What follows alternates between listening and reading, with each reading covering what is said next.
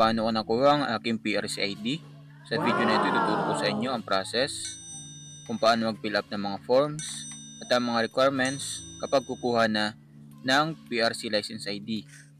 May video din ako tungkol sa initial registration o ika hindi pa nakakapag-initial registration. Prepare ko na nga mga ka-MD yung mga dadalhin ko. Una ay yung form na makukuha sa LERIS. Then yung wallet, diyan nakalagay yung valid ID tsaka yung passport size na picture na may last name, first name tsaka middle name. Then ballpen at glue. Kung meron kang pang thumb mark, dalhin mo na din. Kapag ikaw naman ang susunod na pupunta sa PRC. Aha! Ayan, kompleto na. Ready na ako. Samahan niyo ako. Tara na! Ang maagang pagbabiyahe mapayapa, pero hindi ko mayalis ang excitement na aking nararamdaman. Mabot nga pala ng 4 na oras at kalahati ang aking biyahe.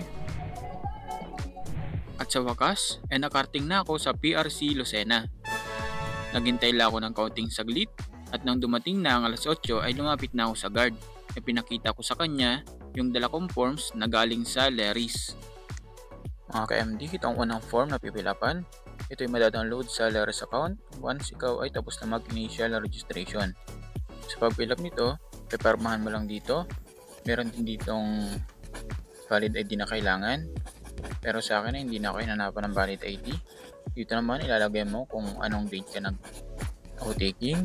Dito naman kung anong month. Dito naman kung anong year. Dito naman kung saang lugar ka nag-o-taking. Then, dito naman ay pepermahan mo lang.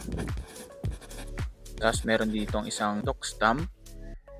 Ang ginamit ko ay violet. Then, after na may pakita ko yung form ko sa guard, binigyan naman niya ako ng number. Tapos, pumasok na ako sa loob ng PRC office. Pagdating doon, hinanap ko sa parang smart TV yung aking window na pupuntahan. Hinintay ko lang na lumabas yung number ko.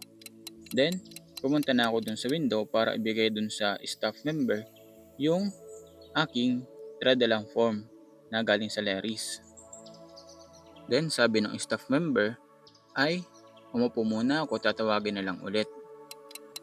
Naghintay lang ako ng konting saglit. Then, tinawag na niya ako. At binigyan niya ako ng 3 forms para pilapan. Susulat mo dito kay MD ang iyong buong apelyido. Dito naman ang iyong pangalan. Dito naman ang buo mong panggitna. At dito naman yung initial lang ng iyong panggitna. Dito naman sa ibaba ay ang iyong signature. Dito naman sa ikalawang forms mga ka-MD, ilalagay mo dito yung iyong passport size na picture na may kompleto mong apelyido, pangalan, tsaka kompletong panggitna. Dito naman ay kung ano ang iyong natapos na course. Dito naman ang iyong buong apelyido, pangalan, buong panggitna. Dito naman may initial mo. Dito naman kung saan ka nakatira. Dito naman ang iyong birthday mga ka-MD. Month muna, date, tapos year. Dito naman ay kung saan kayo pinanganak. Dito naman ay citizenship mo, for example ay Filipino. Dito naman ay kung anong status mo, single, married ba. Dito naman kung male or female ka. Dito naman ilalagay mo kung may asawa ka na at ang kanyang citizenship. Dito naman ay ang pangalan ng iyong magulang, ang iyong ama at ang kanyang citizenship, for example ay Filipino. Dito naman ay sa iyong mother at ang kanyang citizenship. Dito naman ay kung saang school ka nag-aral. Dito naman ay kung anong course mo. Dito naman kung anong year ka nag-graduate. At dito naman, ilalagay mo kung kailan yung iyong appointment. For example, mga ka-MD, ang nilagay ko dyan ay this 5, day of November 2024 at PRC Lucena. Dito naman ay ang signature at dito naman yung iyong thumb mark na right.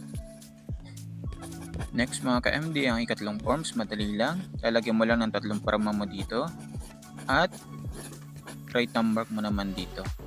Then, after ko mapunan yung 3 forms na binigay ng staff member, ay bumalik na agad ako sa PRC office. After ko nga maibigay yung mga forms sa staff member, ay ibinigay na rin agad niya sa akin ang aking professional license card. At sa wakas, nahawakan na ito ng aking mga kamay. Ang taon ng pagsisikap ay nagbunga na. Pagkatapos matanggap ang isa sa malaking achievement, nagpa siya ako mamasyal muna at kumain na masarap na pagkain sa Jollibee. Isang nararapat na treat.